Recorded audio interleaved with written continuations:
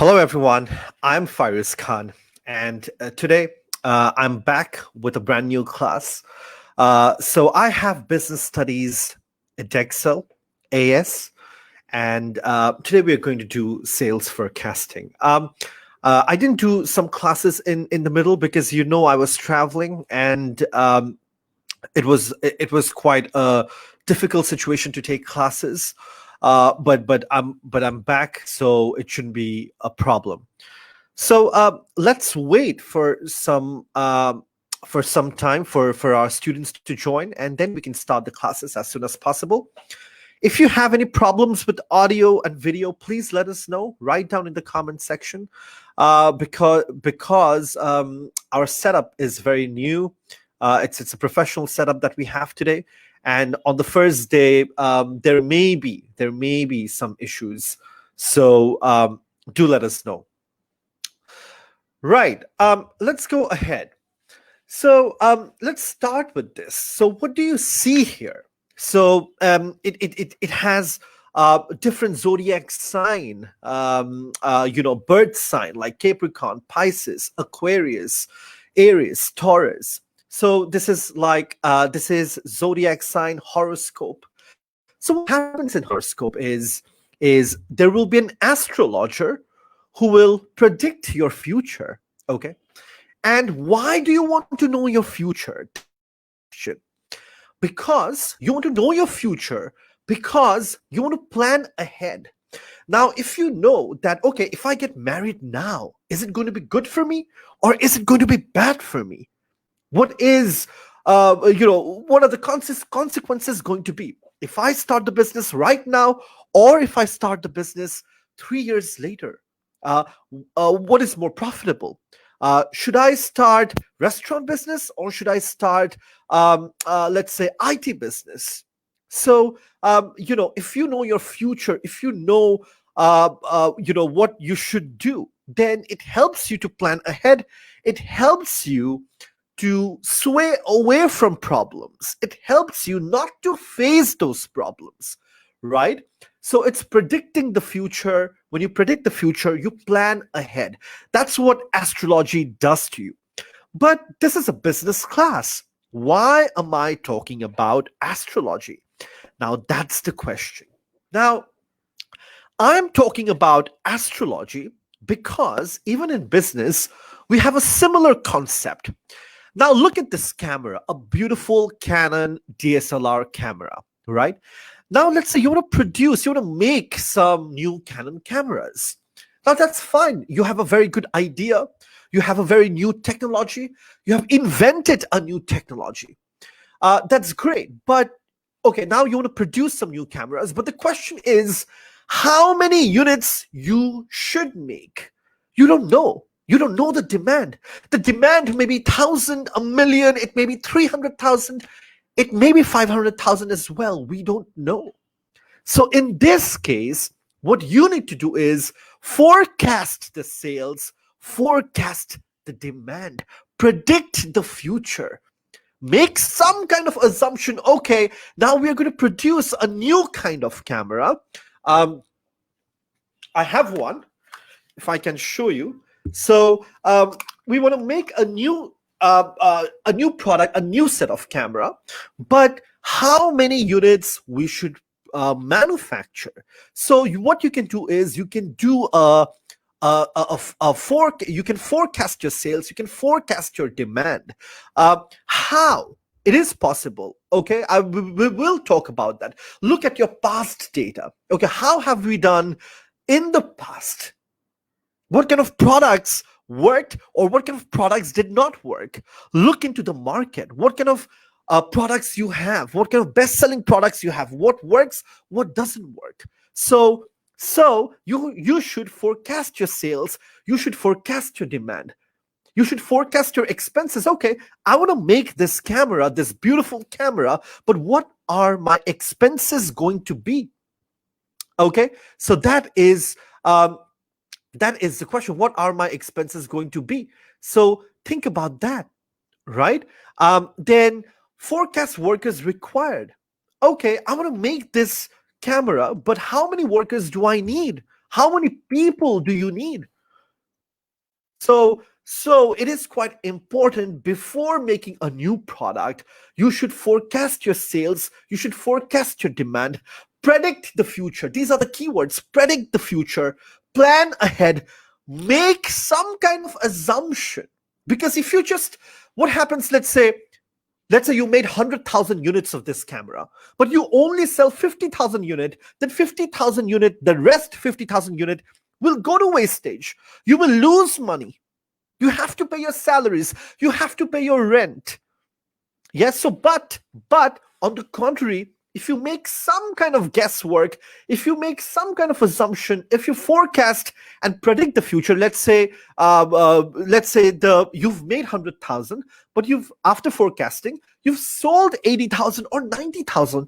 That's even better, right? Only 10,000 will be left, and you can always, try and improve your sales in the future. So you should forecast your sales, you should forecast your demand. Okay. So the purpose of sales forecast is the main purpose is you don't want to waste your product. You don't want to waste item. Okay. So you want to have an accurate sales forecast. Yes, because depending on that, you will hire your workers. Okay. Depending on that, you will carry out your marketing activities. Yes. So depending on your sales, everything will happen. Depending on your sales, expenses, you need to pay your rent, you need to pay your bills, wages, this and that. You need to hire your workers.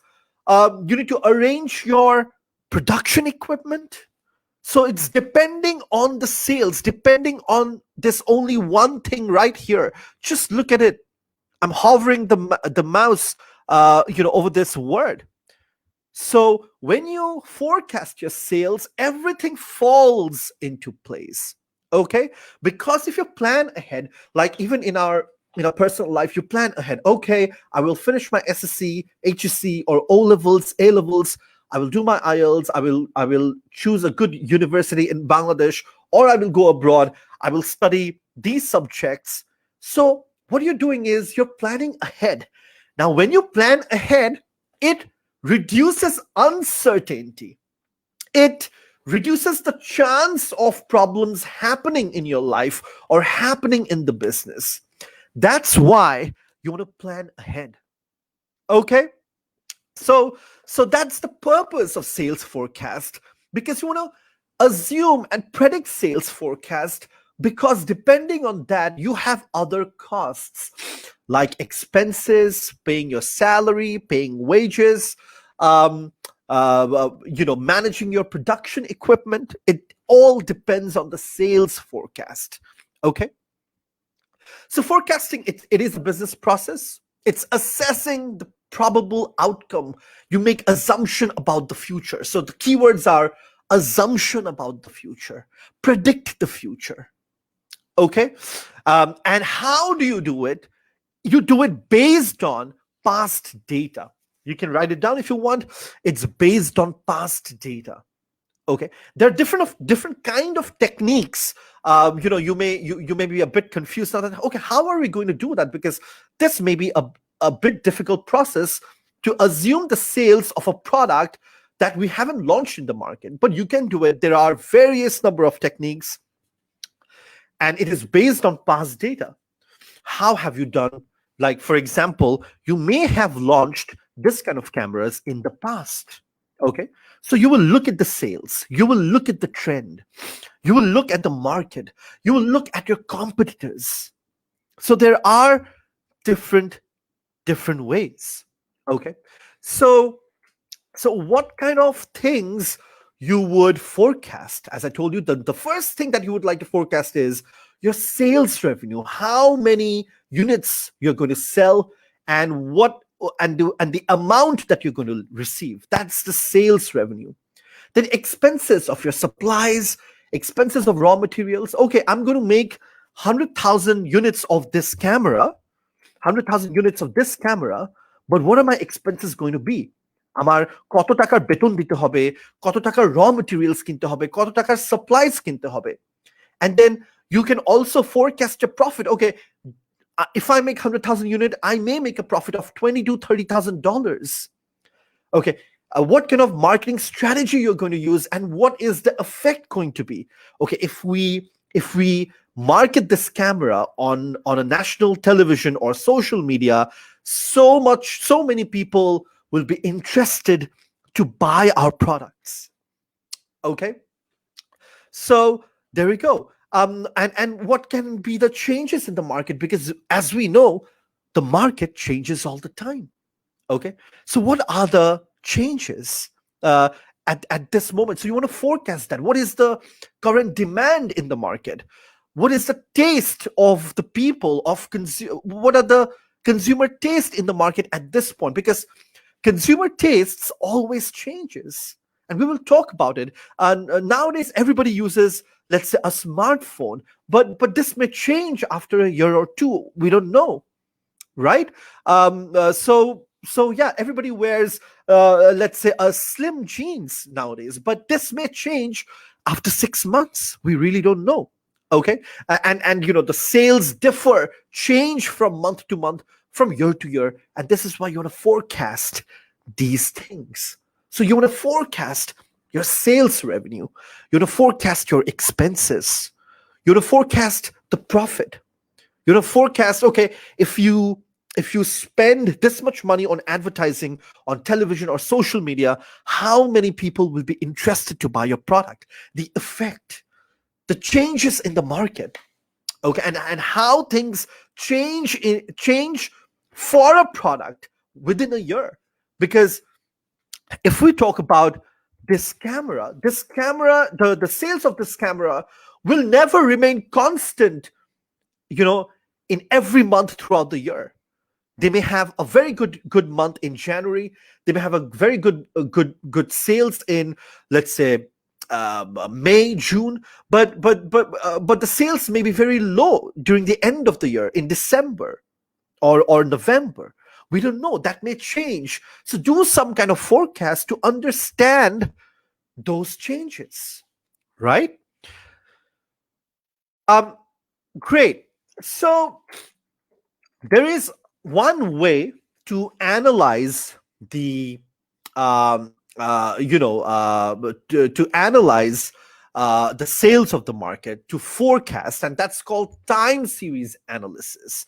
I mean, there are a variety of techniques that can be used to predict future needs, but time series analysis is the most important one, the most popular one. Now, time series analysis, interestingly, in Cambridge, they have it in A2, but here in Edexcel, they have it in AS. That's quite interesting. I don't know why they have included it in AS, but it's always good. It doesn't matter. Okay. And let's have a look. And time series analysis means you predict the future, you predict what will happen in the future based on your past data. What happened in the past, you will use that data and predict your future. Okay, so that is time series analysis. Okay, so again, let's take this example, a beautiful Canon DSLR camera. Okay, let's take this for example, and let's say the yearly sales of this beautiful Canon camera, let's say in 2006, was $125,000. In 2007, let's say 130 in 2008, 150 in 2009, 140 in 2010, and goes on. And let's say in 2015 it was 230. Now you have to predict what's going to happen in 2016. Okay, so how are you going to predict for 2016? Is you will look at all this data, you will record the changes. How did it increase? From 2006 to 7, it increased by 5,000. There was no increase in 2007 to 8, but 2009 there was a good jump, about $20,000. So you analyze those changes, you look at those changes, and you predict the data for 2016. Okay, so that is time series analysis. So you assume from past figures. Okay, so that's that. And So you look at the past figures, you look at the trading conditions, you look at your competitors, you look at the current situation, okay? Because the market does not remain stable all the time. Like, for example, we had COVID, all of a sudden the sales went down, it dipped. So a recession may happen, something may happen. So the market will not remain the same all the time. Okay, so you have to look at the trading conditions, the external environment as well. Okay, so there you go. So table one, if you look at table one, now you have to predict the sales for 2016, and the prediction is $250,000. This is just sales revenue. Let's say you're going to make 200 units of this camera, of this beautiful camera, and when you make 200,000 units or 200 units, uh, your sales revenue will be 250,000. This is the total money that you will receive. Now, based on this total money, you will arrange your production facility, you will arrange your labor, how many people required, because if you have more labor, you won't be able to make profit, you will have losses. So everything will be based on this sales revenue. So you can see, you can understand how important sales revenue is, forecasting the sales revenue. Okay, so based on that, you will understand whether you have to recruit more staff or less staff, whether you have to increase the production capacity or not, or whether you should do everything in a small scale or a big scale. So this will give you an idea. Okay, so in the last year, let's say in the last year we did 210,000 in 2014. In 2015, there's a 230,000, and this year 250,000. There's a jump of 20,000, and in that way you arrange everything: your expenses, your staffing levels, your production equipment, everything. Okay. Now, in time series, there are four things, okay, that you need to know. Very, very important, guys. If you have any questions, please do not hesitate to comment on the comment section. I will take your question. Okay. The four things in a time series analysis. Now, time series analysis, it does not explain the data. Okay, it tells you what happens and what the nature is. So there are four kinds of things that may happen in time series. Okay, trend. Number one, trend. Number two, seasonal fluctuations. Number three, cyclical fluctuations. Number four, random fluctuations. Okay, there are four things on a time series analysis: the trend, seasonal fluctuation, cyclical, and random fluctuations. And we'll talk about that. Okay. Now, this is a clip. This is a picture taken from a Hindi movie, a Bollywood movie. I'm not a great fan of Bollywood. Wake Up Sid, but I've watched this movie and I really like it. I think it came out in the year 2008 or 9, and it's a really good movie. It's a fantastic movie, I must say. Now, what connection do we have with this, with time series analysis? Now, if you remember, this movie did set a trend. The trend of using DSLRs, because this character uses a DSLR in the movie. Okay, this character, in the movie, they show that Ranbir Kapoor, or the character Sid, is very fond of taking pictures or photography, right? And it did set a trend. All the young boys and men that I saw in Dhaka at that point went out in buying DSLRs, and they always had it around their neck, and it did set a trend. Now, what happened when this trend started? It increased the sales of DSLR camera. It increased the sales of photography courses. People were learning. So this is a trend. Okay. This movie did set a trend of using DSLRs. Right. I bought mine just recently. Okay. So in 2008 or 9, I could see teenagers using DSLRs, and this movie impacted them a lot. Okay, so this is a trend. There may be a trend of skinny jeans. There may be a trend of wearing pink shirts. There may be a trend of, I don't know, wearing ripped jeans. So there may be a trend. Trend means at this point, what is more popular? Okay, and the sales, they rise sharply. What is more popular at this present time? And it stays there for a short period of time. Okay, for 6 months, DSLRs are very popular because this movie made DSLRs quite popular. This is the trend. Okay, like for clothes, it becomes a trend because of fashion shows. Like different fashion designers launch new designs, and for 6 months, 7 months, or a year, they become quite popular. Okay, um, so that is the trend. Trend means what is more popular at this point of time. Okay, so that is the trend. Next up, we have, look at this beautiful ice cream. Now, when do you tend to eat ice cream? I tend to eat ice cream during summer. So the demand for ice cream will rise sharply during summer because you feel hot and you want to have something cold that will soothe you down. Okay, so you'll have more demand during summer, and there will be a lot less demand during winter. Okay, and this is known as seasonal fluctuation. Okay, there will be products that will be affected because of different seasons, like summer, winter. Okay, I will buy full sleeve shirts or winter clothes during winter. Sweaters, I will buy sweaters during winter. I will buy jackets during winter because it's cold during winter and we need hot clothes to keep us warm. Yes, so so the demand for warm clothes will rise up during winter, and during summer it'll go down. Think about greeting cards. The sales of greeting cards will increase during Eid, during Christmas, during Puja. Okay, or Valentine's Day. But then the rest of the year it'll be low, it'll be stable.